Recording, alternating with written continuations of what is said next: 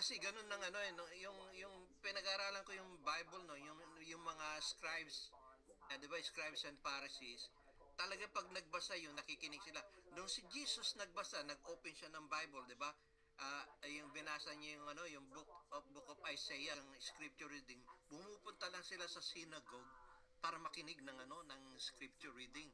Minsan dahil ano the whole chapter or dalawang chapter, ang dami nun O minsan the whole book. Talagang inaano kasi wala silang Bible Kahit sa China, yung underground sa ano, church sa China, ganun ang ginagawa nila by memorize with feelings, with understanding. Kaya dapat yung magbabasa ng scripture natin sa church ay talaga from the heart kasi para ang nakikinig naiintindi nila, nai-impart nila yung ano. Yun ang lesson sa the sower. Kaya yung sower, 'di ba sabi ganun yung sower, may naghasik ng ano, yung nasa daan, kinuha ng birds of the air. Napansin niyo yun, yung birds of the air took away the words from them. Kaya karamihan sa mga sa church natin, pag yung nag-preach, nag-share ng gospel, hindi nila bukod sa hindi maintindihan, biglang nawawala. So dapat talaga pag may yun sa ano sa Luzon. Ewan ko kung ginagamit pa nila yan. Yun ang natatandaan ko yung Mispa Benediction. Napakaganda nun dinagdag lang yung ano yung ano dinagdag yung ano yung ang tawag nito dinagdag lang yung in Jesus name. Nakalagay doon ganito sa Genesis 31:49 ang sabi dito ulitin ko no tinatawag tong Mispa kasi ito yung ano nila yung covenant ano yung monument sabi nga no may the Lord watch between you and me when we are absent and away from each other or hidden from each other tapos dinagdag doon sa katapusan in Jesus name amen. Ngayon ang iba ginagawa nila yung ano yung Lutkins benediction, di ba? Amen. Ang haba noon Ang iba naman triple amen. Amen. Amen. Amen.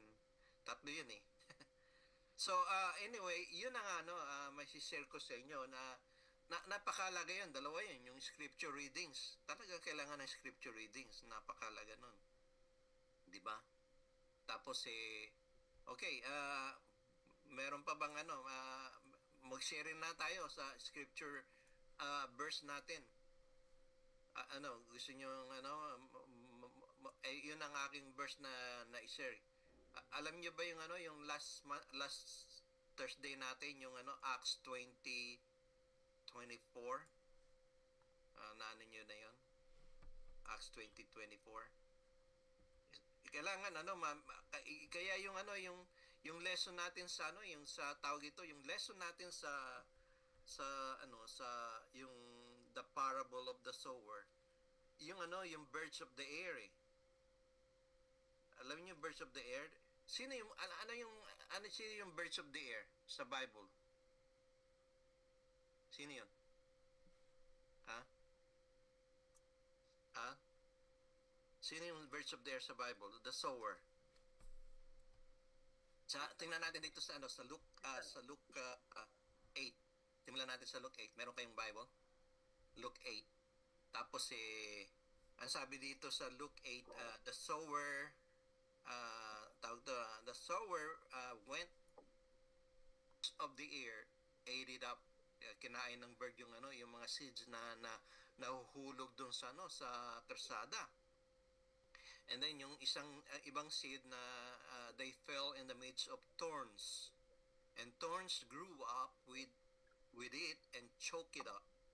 So kinain na hindi na dry kasi maraming tinik yung ano din weeds. And then some fell on good soil and grew up and yielded the crop 100 times as great. And he said to this thing, he called out, he who has an ears to hear, let him be listening and let him consider understanding of the hearer. So ang ano dito, 'di ba yung natatanda natin yun, may mga tinanim na inahasik na seed nasa batuhan, iba na sa kalsada. Siyempre, ang bird, paborito ng bird yun. Ano yung birds na palagay nyo? Crow, di ba? Ano yung crow? Ano yung uwak sa Bisaya? Uwak. Ano yung uwak? Uwak din. Uwak din, okay. So, ang uwak, ganun yun eh. Ang uwak, kinain niya yung ano, yung anong message sa atin niya? Kasi bigyan ko example, message niya eh. Bakit hindi natin matandaan yung verse na binasa natin? Bakit hindi natin matandaan yung sermon last Sunday? Bakit hindi natin matandaan yung mga ano? Bakit? Paano kinukuha ni Satan? Paano kinukuha ni Satan yung words sa ating mind, sa ating heart? Kasi tayo, hindi naman tayo ano eh, hindi, may memory problem din tayo. Bata mo ano, matanda eh. Paano, anong palagay na? May rival yun eh. Di ba sabi, meron din parable na si Jesus nagsow ng good seed or yung master nagsow ng good seed pero pagkagabi may nagsow din ng bad seed. Ano yung bad seed na nagsow? Satan. Dalawa yan eh. Word of God, tapos word of man, then word of Satan. Yun ang problem natin sa ating lesson. Kaya tayo may ka-rival tayo. Katulad niyan. Ano bang ka-rival natin sa sa mga Bible study pag Wednesday? Ano bang drama diyan meron? Korean drama or Tagalog drama? May mga ka-rival eh. Di ba? Di ba? After ng Bible lesson ni Pastor Lot, o Brother Lot, tapos pag-uwi sa bahay ng mga member, meron silang mga series ni inaatinan. Yun ang sinasabi natin na ano na rival eh. Rival ng ng Word of God. Kaya iba hindi natatanim. Kaya sabi nga maraming Kristiyano hanggang Sunday lang pagdating ng Monday to Saturday Kristiyano pero pagdating sanglibutano. Yun ang problem doon. So, okay. Listen to the word God. Dapat tayo makinig eh. Kasi yun yung isa sa warning eh. Magbibigay ako ng illustration then I'll let you have. Okay, kayo naman. Nyo ba dito sa Amerika, ito illustration na to, bigyan kayo ng isa, then kayo. Dito sa Amerika, meron sa Florida. Alam niyo ba yung minsan bago ko sabihin yun, alam niyo ba yung sinabing wet paint, don't touch? Nakita niyo yung sabi nitong tong yung lingkuranan na to, yung upuan na to, yung basa pa yung pintura. Huwag niyong hawakan, 'di ba? Pero sa ating mga tao, minsan matigas ang ulong iba. Pag sinabing wet paint, hahawakan pa kung talagang basa. 'Di ba? 'Di ba? Kung basa ang pintura. Ngayon, ganito diyan sa Florida, may uso doon yung Alam niyo ba pagkakaiba ng alligator at crocodile? Sa Pilipinas meron diyan sa saan diyan sa lugar, sa may anong lugar tong diyan? Maraming crocodile. Yung si Lolong, saan lugar yun? Si Lolong, yung pinaka crocodile sa world, si Lolong. Ano ba yung si Lolong diyan, di ba? Sino ba nakakita nung crocodile diyan, si Lolong, inabutan? Hindi nyo alam? Ha? Lawan yata yun, di ba? Oo, sa pala, di ba? Yung pinakamalaking crocodile, tapos ginawa nila, preserve nila sa Manila, nasa zoo, yung ko sa lugar yun, basta sa may Manila. Na preserve yung katawan ni Lolong, pinakamalaking na crocodile. Anyway, yun ang crocodile kasi yung crocodile pwedeng salt water, pwedeng fresh water. Ngayon dito sa Florida, alligator. Ayun mostly fresh water sa swamp. Ngayon merong pool doon, naglagay ng sign, no swimming. Sabi gano'n, no swimming on the loose, yung nakawalang yung alligator. Nakakawala yung alligator on the loose. So, walang nakalagay sign, huwag kayong maliligo. Kasi merong on the loose alligator. Yung alligator, hindi yan aggressive. Kasi yung crocodile sa Pilipinas, aggressive yan eh. Katulad sa Nile crocodile sa panahon ni Moses, yung crocodile sa Nile River sa Egypt, talagang aggressive yan kasi fresh water tsaka salt water yan. Pero dito sa Florida, lang yan, aggressive kapag yung ginagalaw mo. Yung alligator, yan, pabilog ang muka para round. Ang grupo dahil pahaba. Kaya pwede kang ano yun, ahabulin ka nun, mabilis yun. So anyway, doon sa ano sa Florida nakalagay no swimming. May merong alligator. May nag-swim. Matigas ang ulo. Nakagat. Ngayon nahuli na yung alligator. Tapos tinanggal na yung sign na no swimming. Nakalagay na pwede ka nang maligo. Swimming allowed. Ngayon wala nang naliligo. Walang naliligo. Nung sinabing pwede na mag-swim, wala nang naliligo. Anong message doon? Kasi minsan ang tao, hindi matigas ang ulo pag sinabing gawin, gawin.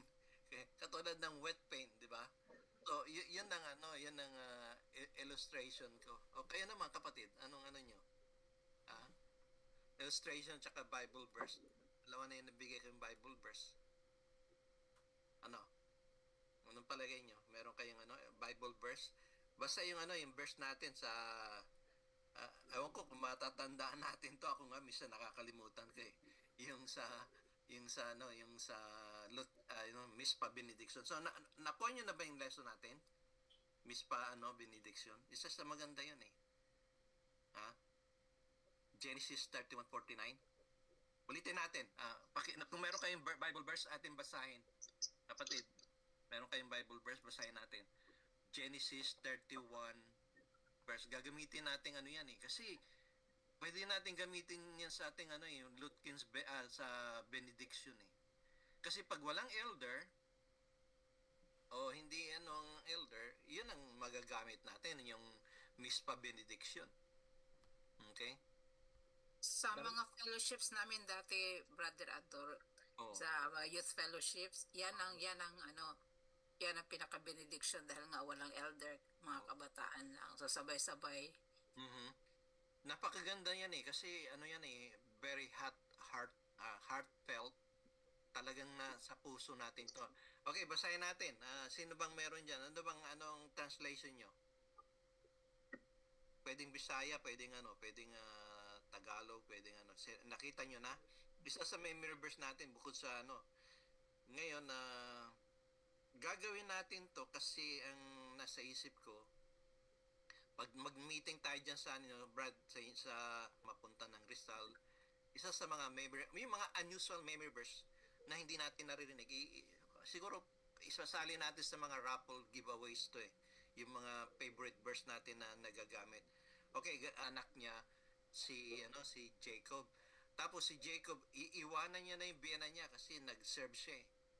Ay iwanan niya dala-dala ang mga mga pamilya, mga apo, mga kaanak. Tapos sabi niya bakit iiwanan mo ko? Hindi ka man lang nagpapaalam. Ngayon nag sila, hindi naman blood compact, sabi niya.